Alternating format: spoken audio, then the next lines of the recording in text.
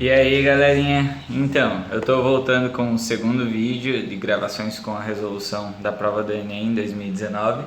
Eu tô resolvendo a prova azul, para vocês terem certeza, para não acabar pegando uma prova errada. E no vídeo de hoje eu vou estar resolvendo as questões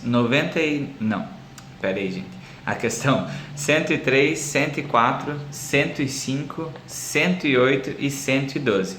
Então as questões que vão ser resolvidas hoje são essas.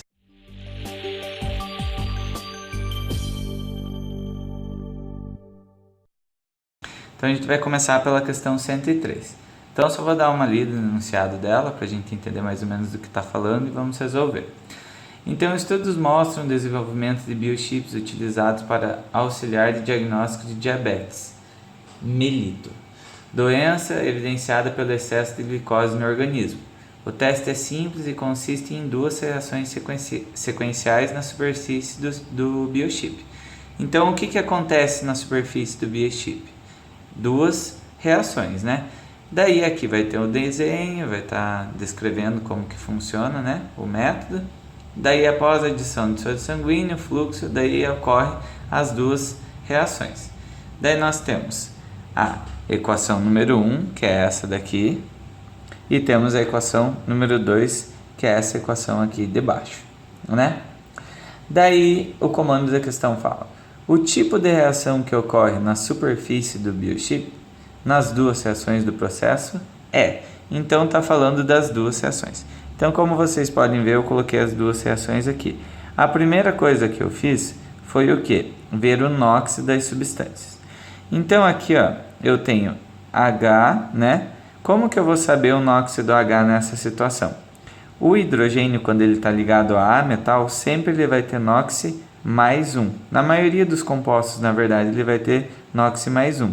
Só quando ele é ligado a metal que ele tem NOx menos 1, mas não é o caso, né? Então aqui vai ficar mais 1 no hidrogênio e menos 2 no oxigênio. O oxigênio só muda o NOx dele quando ele está ligado a flúor, que ele vai ficar positivo, né? Porque o flúor é mais eletronegativo que ele, ou quando ele estiver num peróxido, que não é o caso aqui também, né? Então, eu coloquei mais 1 para o hidrogênio, menos 2 para o oxigênio, e no carbono eu coloquei entre parênteses.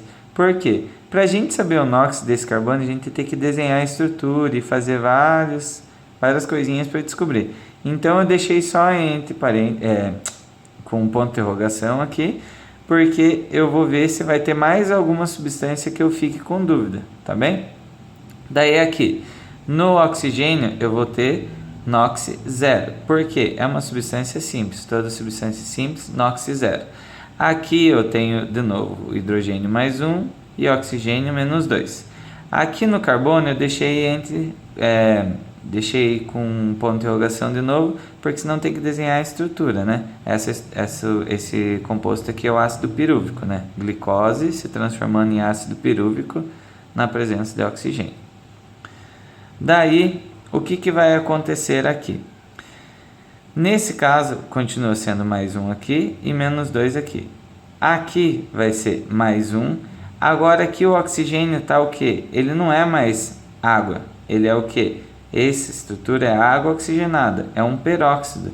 Então, como eu tenho 2 hidrogênios sendo mais aqui, eu vou ter um total de mais 2 desse lado. Para eu zerar, eu vou ter que fazer com que esse oxigênio seja menos 1. Que daí menos 1 vezes 2, menos 2. 2 vezes mais 1, mais 2. Ele acaba zerando, porque a molécula é neutra, né? Então aqui a gente acabou calculando, né? E descobrindo os NOx dessa substância. Aqui a gente consegue ver que o oxigênio saiu de 0 e foi para menos 1. E saiu de 0 e foi para menos 2. Então o que aconteceu com o oxigênio aqui? Ele sofreu redução para essas duas moléculas aqui, entendeu? E o carbono automaticamente vai ter que sofrer oxidação. Por que ele vai ter que sofrer oxidação, gente? Porque não existe uma molécula que é uma reação que só faça redução ou só faça oxidação. Sempre tem que ocorrer as duas ao mesmo tempo. Então aqui eu não fiz o NOx deles, mas se você parar com o tempo e for fazer o NOx deles, você vai ver que vai ocorrer a oxidação aqui, pois se ocorre redução, tem que ter a oxidação de outra substância, tá? Então, aqui na primeira equação, a gente já viu que ocorreu oxirredução, né? Agora, aqui na segunda, de novo, nós temos o quê? Água oxigenada, né? NOx mais 1, menos 1. Aqui, esse iodo, gente, ele tem a carguinha dele aqui em cima, né? Que é a carga do íon. Esse íon tem carga menos 1, então o iodo aqui vai ter menos 1 de NOx, né? Agora aqui nós temos uma molécula com carga. Então a carga dela é menos, né? Então se a gente fosse fazer o NOx dela, o iodo, eu tenho 3 iodo, né? Então a carga do iodo para descobrir eu faço 3x, que é igual a menos 1, que é o que? A carga da molécula toda, né? Então, aqui vai dar x igual a menos 1 sobre 3. Esse daqui é o NOx desse iodo aqui.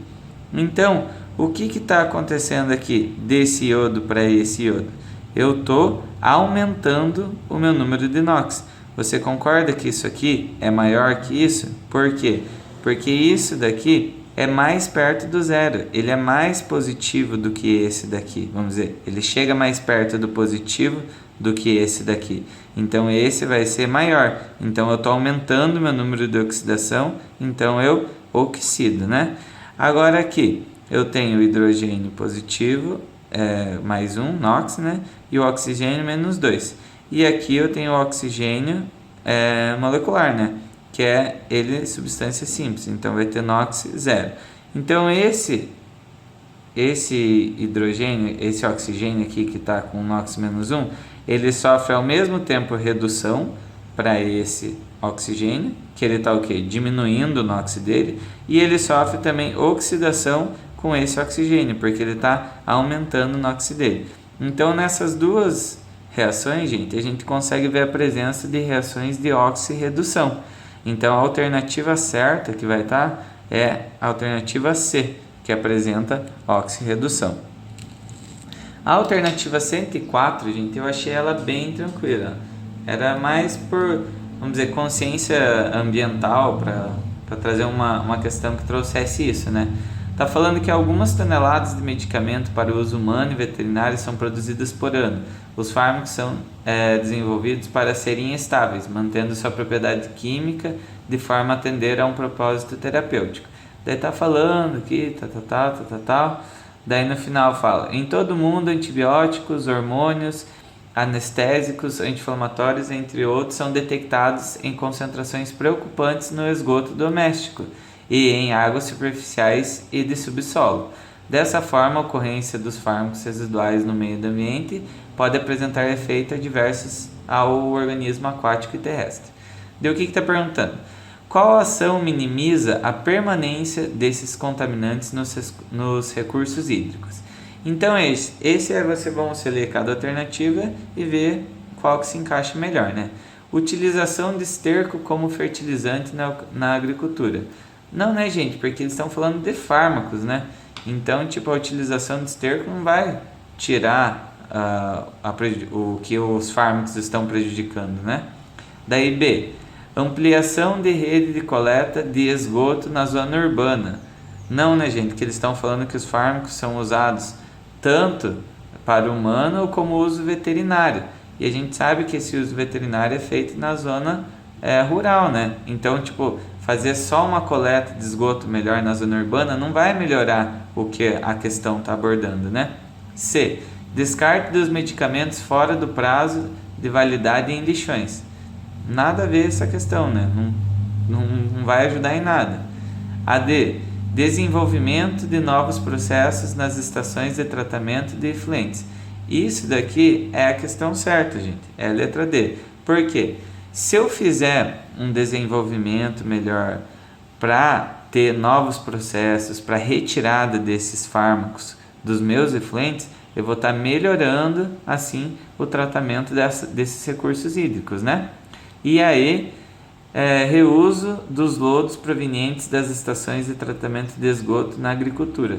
De novo, está abordando só a agricultura, né? Não está abordando mais os fármacos que a questão está trazendo. Então, a alternativa certa é a D. Agora, a 105. Um teste de laboratório permite identificar alguns cátions metálicos ao introduzir uma pequena quantidade de material de interesse numa chama de bico de Bunsen, para em seguida observar a cor. O nome disso daí, gente, é teste de chama, se vocês quiserem procurar na internet, que é quando você coloca um metal na chama e esse metal vai emitir uma certa cor. E isso é proveniente da radiação eletromagnética que esse metal propaga, né? Então eu vou explicar um negocinho bem fácil para vocês. Nós temos o núcleo do átomo. Aqui o átomo ele está no seu estado fundamental, nessa situação aqui, estado fundamental. Então aqui ele está no estado fundamental. Quando ele sofre excitação, ele salta para outra camada, né? Então ele tem a camada do estado fundamental dele. Quando ele faz o salto para outra camada, ele absorve energia. Então, quando que acontece isso? Quando eu coloco ele lá na chama, entendeu? Ele absorve a energia da chama e salta para outra camada. Quando esse átomo volta para a camada que ele pertencia, ele libera energia. E essa liberação de energia é feita em forma de luz. E a gente consegue ver a coloração. Então, essa é a explicação dessa questão. O elétron salta e absorve energia, e a hora que ele volta para o seu estado fundamental, ele emite energia em forma de luz, que tem a coloração, né? Então, a alternativa certa é a D, que pergunta: a cor observada é proveniente da emissão de radiação eletromagnética ao ocorrer daí a alternativa D está falando. Transição do elétron de um nível mais externo, ele está no mais externo, que ele ganhou energia, para outro mais interno na eletrosfera atômica. Então, quando que ele emite cor? Quando ele volta do mais externo para o mais interno. Entenderam? Acho que ficou bem tranquila essa questão, né? A 108, gente. Deixa eu achar aqui, 108. Tá falando dos gases nobres e tudo, né? Daí o comando da questão fala: ao se escrever a fórmula de Lewis do composto de xenônio citado, qual que é o composto de xenônio citado? Difluoreto de xenônio, né? Quantos elétrons na camada de valência haverá o átomo de gás nobre? Então vamos pensar aqui. O xenônio, gente, ele tem 1, 2, 3, 4, 5, 6, 7, 8 elétrons na camada de valência, porque ele é um gás nobre, né? Então, para ele se ligar ao flúor, ele vai ter que fazer ligação covalente comum. Algumas pessoas vão pensar que ele precisava fazer covalente dativa, mas o flúor não tem como o xenônio fazer covalente dativa, porque ele ia compartilhar 2 elétrons com o flúor. Isso ia fazer com que o flúor ficasse com mais elétrons do que ele devia, ele ia ficar com 9, entendeu? Então por isso a gente faz só a ligação comum, né? Então ele faz uma ligação comum com o flúor, ligação covalente comum com outro flúor. O que acontece agora na camada de valência do meu xenônio? Eu tenho 1, 2, 3, 4, 5, 6, 7, 8, 9, 10. Então esse xenônio aqui, quando ele faz ligação com 2 flúor, ele acaba ficando com 10 elétrons na camada de valência. É a alternativa C, tá bem? E a questão 112, deixa eu procurar aqui ela. Desculpa, gente. Essa questão 112, ela está abordando hidrocarbonetos, né? E hidrocarbonetos que são usados em frações de petróleo. Então, gente, o quadro aqui apresenta as principais frações obtidas na destilação de petróleo em diferentes faixas de temperatura. Então, o que eles estão querendo comparar? Cada hidrocarboneto com cada temperatura que precisou, né? Então, aqui na tabela está falando temperaturas até 20 graus, daí hidrocarbonetos de 1 a 4 carbonos, de 30 graus até 180, de 6 a 12 carbonos, de 170 graus a 290 graus, 11 carbonos a 16 carbonos, e 260 graus até 350 graus, tem 14 carbono a 18 carbonos. Daí está falando, Na fração 4, a separação dos compostos ocorre em temperaturas mais elevadas. Por quê? Então, gente, ele está perguntando por que na fração 4 nós temos 260 a 350 graus Celsius. Então, na fração 4 eu tenho carbonos de 14 carbono até cadeias com 18 carbonos. Então, o que acontece, gente? Em comparação com os outros que estão na tabela, a gente tem o mesmo tipo de composto, hidrocarboneto e hidrocarboneto. Então, vai ter que ter outra diferença entre eles para que a gente ache o porquê que o 4 tem uma temperatura maior. Então, todos são hidrocarbonetos, automaticamente todos são apolares, né? E eles sendo apolares, eles usam o tipo de interação de dipolo induzido. Então, se eu tenho todos fazendo a mesma interação, o que eu tenho que analisar? O tamanho da cadeia, né? Então, quando a gente tem mais de uma substância com a mesma interação, analisa-se o tamanho da cadeia. Quanto maior a cadeia carbônica, maior o ponto de ebulição. Por quê? Porque quanto maior a cadeia carbônica, maior a interação intermoleculares entre as moléculas, entendeu? Então, se eu aumento a cadeia, aumento a interação, aumento o ponto de ebulição. Então, a alternativa certa é a alternativa D, que está falando que as temperaturas elevadas ocorrem porque as forças intermoleculares são mais intensas. Então, galera, o vídeo de hoje é esse. Eu vou estar tentando resolver mais algumas questões e vou estar postando nos próximos dias, tá bem? Beijo, tchau, até mais. Não se esqueçam de se inscrever e deixar o seu like.